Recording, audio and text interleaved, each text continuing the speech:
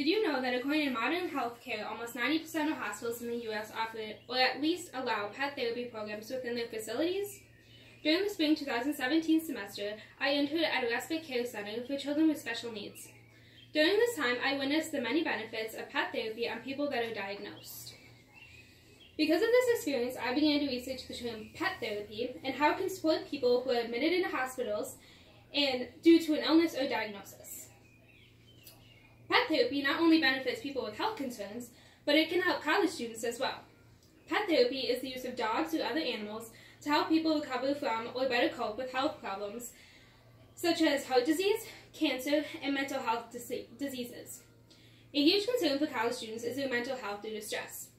The UW-Whitewater Library offers pet therapy sessions, which is free, and they're there to help college students while they go through stressful classes. There are 3 reasons why pet therapy should be used in hospitals. The 3 reasons why pet therapy should be used in hospitals is because this type of therapy can be used instead of some medicines. Pet therapy can create a therapeutic and healing environment for patients, and it is linked to increase mental and physical health. Now that I have established what I'm going to talk about, let's get into the specifics.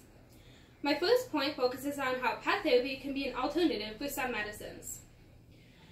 According to Dale Needham, who is a professor of medicine and of physical medicine and rehabilitation at the School of Medicine, we probably need to give less medicine and rely on more non-pharmaceutical interventions such as music therapy, relaxation training, and animal-assisted therapy to help improve patients' psychological status. It has been shown that when therapy dogs are paired with a patient, the patient has increased motivation to become more active. In some cases, the dog will just sit on the patient's lap, and that alone provides a sense of calm and improves the patient's mood and pain ratings. In a world of medicine is always the answer, pet therapy is challenging that mindset and making doctors and physicians rethink their techniques for a familiar one. Now let's consider the setting that pets bring when interacting during pet therapy.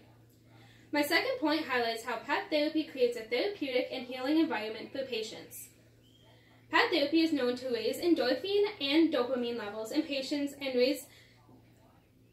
the raise in these levels causes the patients to feel better right when they make contact with the animal.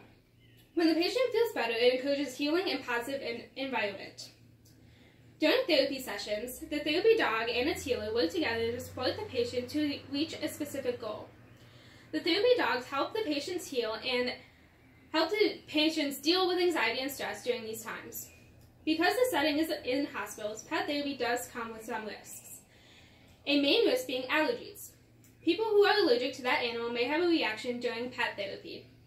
Due to this risk, the patient and the animal undergo screenings to make sure that the patient receives a positive experience during the pet therapy. Pet therapy can provide a sort of getaway for patients that normally just sit in a bed all day. It has been shown that when a patient is happy, they heal faster. When the animal comes into the room, they change the environment to a happy one and thus increases the healing process. In addition to the environment, pet therapy also increases patients' health. My last point covers how pet therapy can boost a patient's physical and mental health. UCLA Health states that just the simple act of petting animals releases an automatic relaxation response.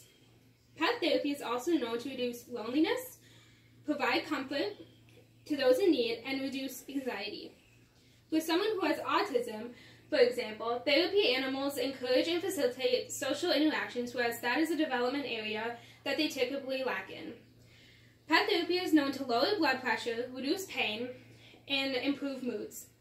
It is clear from all the health benefits known to come from pet therapy on a mental and physical level that a visit from a furry friend can make all of the difference. In conclusion, I believe that pet therapy should be used in hospitals because of all the benefits that they come with. In this speech, I talked to you about 3 reasons why hospitals should utilize pet therapy. I talked about how pet therapy can be used as an alternative to some medicines, how pet therapy positively changes the environment for patients, and how it increases patients' mental and physical health. I propose that all hospitals make pet therapy an option. With the right training and clear program goals, the pet therapy would benefit a large amount of people that are admitted to hospitals for various reasons. As Ben Williams said, there is no psychiatrist in the world like a puppy licking your face. You can stop it.